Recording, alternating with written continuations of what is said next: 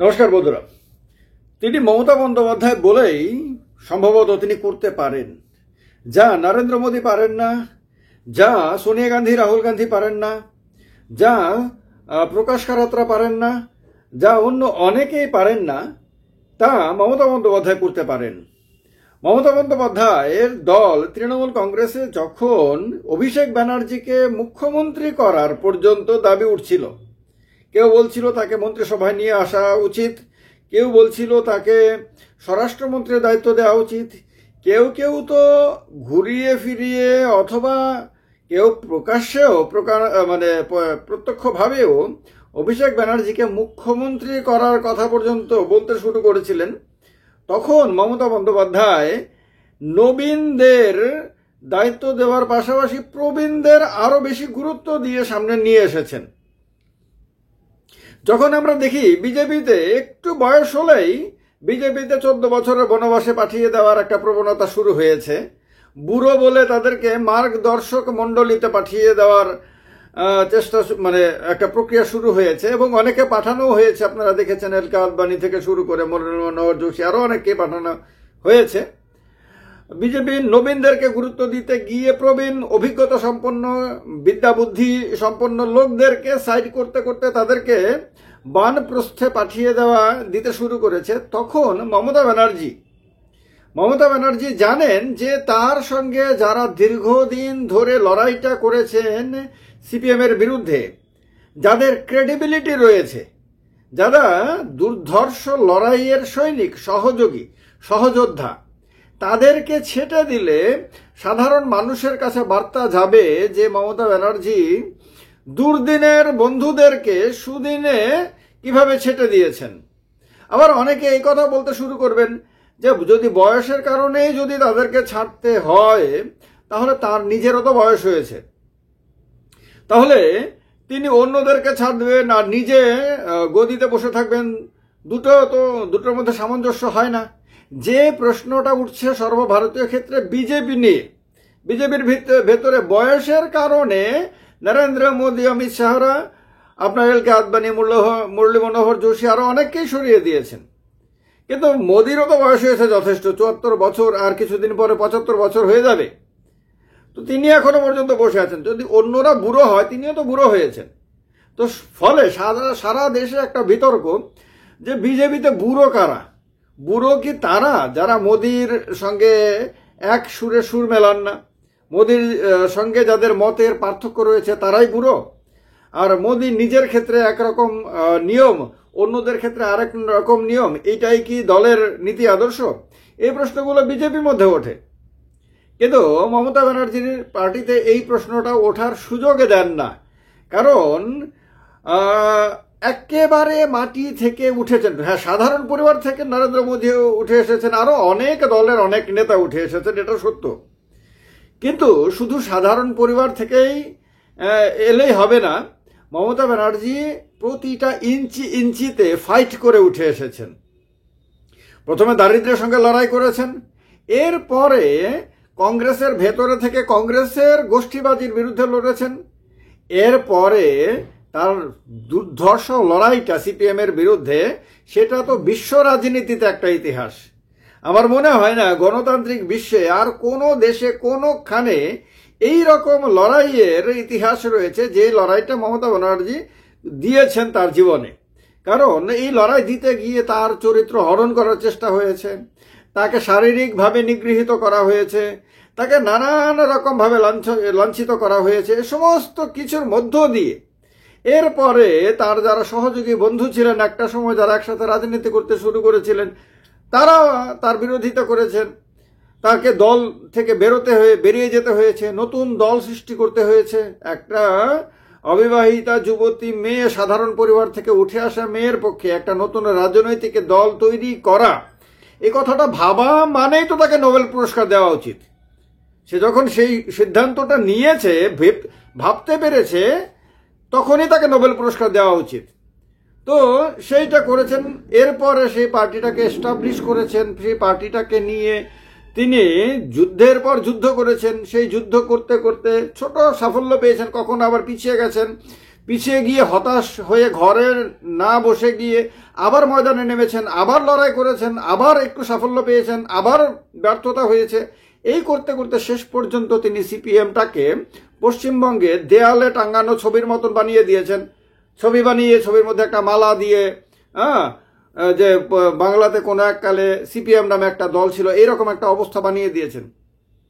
এইটা আমার মনে হয় না কোনো গণতান্ত্রিক দেশে নিরস্ত্র লড়াই, গণতান্ত্রিক লড়াই, সশস্ত্র লড়াইয়ের কথা আলাদা, সেই কথা আমি এখানে আনছি না, কিন্তু গণতান্ত্রিক উপায়ে শান্তিপূর্ণ পদ্ধতিতে লড়াই করে এই রকম ইতিহাস সৃষ্টি করার আর কোথাও দ্বিতীয় কোনো রেকর্ড নাই, সারা পৃথিবীতে নাই। এই কারণে বেজোর, এটা অতুলনীয়, এটা অনুপম একটা লড়াই।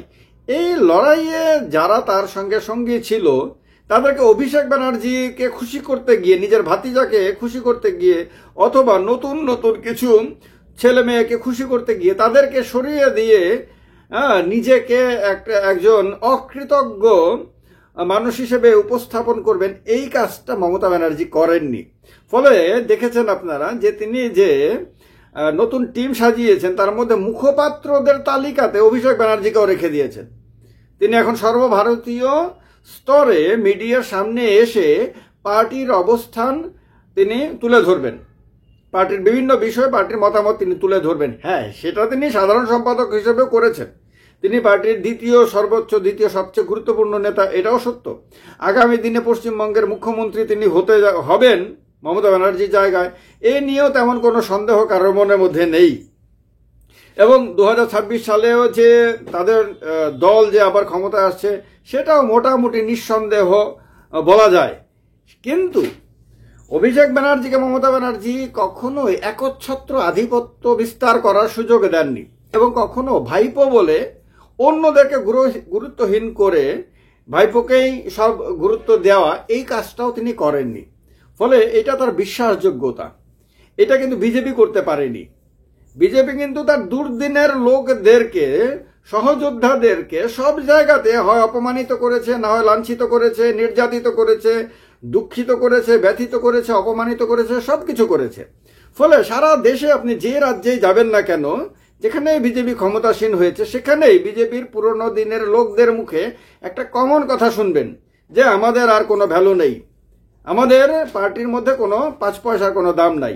এটা আসামে গেলেও শুনবেন, এমনকি পশ্চিমবঙ্গে যে ক্ষমতায় আসেনি, পশ্চিমবঙ্গেও গ্রামে গ্রামে গেলে পুরনো বিজেপির লোকদের মুখে শুনবেন যে মানে আমরা যারা পার্টিটাকে বানিয়েছি, সাজিয়েছি, তাদের ভ্যালু নাই। যারা তৃণমূল থেকে এসেছে, যারা সিপিএম থেকে এসেছে, যারা কংগ্রেস থেকে এসেছে, তারাই তো এখন পার্টির মালিক। মালিক শব্দটাও তারা বলবে, দেখবেন এরকম।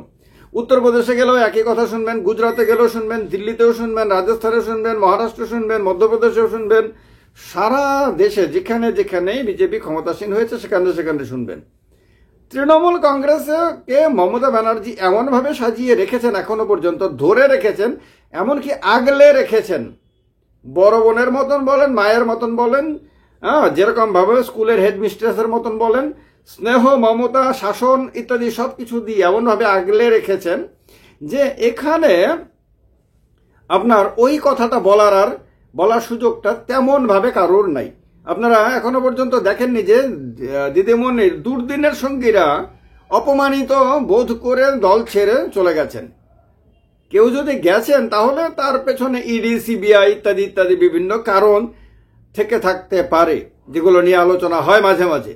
তাপস রায়টা থেকে শুরু করে অনেকেই শোনা গেছে যে তাদেরকে নাকি মানে যদি তারা তৃণমূল ছেড়ে বিজেপিতে না যেত, অন্য কোথাও যদি না যেত, তাহলে তাদের অন্য ধরনের অসুবিধা হতো। তো এই কারণে তারা নিজেদের পিঠ বাঁচাতে তারা দল ছেড়েছেন। কিন্তু অপমানিত হয়ে দল ছেড়েছেন এই রকম ছবি কিন্তু গত 10 বছর, 12 বছর, 14 বছরে কিন্তু দেখা যায়নি। তো এই রকম একটা অবস্থাতে আপনারা দেখেছেন যে নতুন করে যে সাজানো হয়েছে, যে টিমটা সাজানো হয়েছে, কুণাল ঘোষকেও মুখপাত্র করেছেন, অভিষেক ব্যানার্জিকেও মুখপাত্র করেছেন। মানে বোঝাতে চেয়েছেন যে ভাই আরো তোমাকে লড়াই করতে হবে, আরো নিজেকে ঝালিয়ে নিতে হবে, নিজেকে যেমন সোনাকে পুড়িয়ে মানে একদম ঝাঁঝরা করে দেওয়া হয়, ঠিক তেমন ভাবে তোমাকেও সেইভাবে প্রস্তুত হতে হবে যাতে তুমি এই পুরো পার্টিটাকে নিজের কাঁধে আগামী দিনে নিতে পারো। খুব আরামে আয়েসে শুধু তোমার পিসিমণি মুখ্যমন্ত্রী বলে, দলের সর্বভারতীয় সভানেত্রী বলে তুমি সবকিছু রেডিমেড পেয়ে যাবে, এই রকমটা হবে না। তোমাকে মাটিতে নেমে লড়াই করতে হবে, তোমাকে মাটির গন্ধ শুনতে হবে, মাটিটাকে ভালো করে জানতে হবে, বুঝতে হবে, মানুষের মধ্য দিয়ে তোমাকে লড়াই করে বিভিন্ন প্রতিকূলতার মধ্য দিয়ে তোমাকে আসতে হবে, তারপরে তোমাকে দায়িত্ব নিতে হবে। এইভাবে তিনি অভিষেক ব্যানার্জিকে তৈরি করেছেন এবং এখনো তিনি তৈরি করার প্রক্রিয়াটা জারি রেখেছেন, যার প্রমাণ এই নতুন টিম সাজানোর মধ্য দিয়ে পাওয়া গেছে। এবং এটাও পরিষ্কার হয়ে গেছে যে তিনি কোনো অবস্থাতেই পুরনোদেরকে গুরুত্বহীন করতে রাজি না। কারণ পুরনোদের বয়স হয়েছে, শারীরিকভাবে হয়তো দুর্বলতাও অনেকের ধরা পড়ছে, কিন্তু এটা তো সত্যি যে তাদের মাথার মধ্যে বিদ্যা বুদ্ধি সবকিছুই অটুট রয়েছে। তারা এখনো পর্যন্ত তাদের অভিজ্ঞতাগুলো দিয়ে নতুনদেরকে সাহায্য করতে পারে, দলকে শক্তিশালী করতে পারে। সুতরাং নতুনদের উদ্দীপনা, উদ্যম, কর্মশক্তি এইটাকেও যেমন তিনি রেখেছেন একদিকে, আর একদিকে প্রবীণদের বিদ্যা বুদ্ধি অভিজ্ঞতা ইত্যাদিকেও রেখেছেন।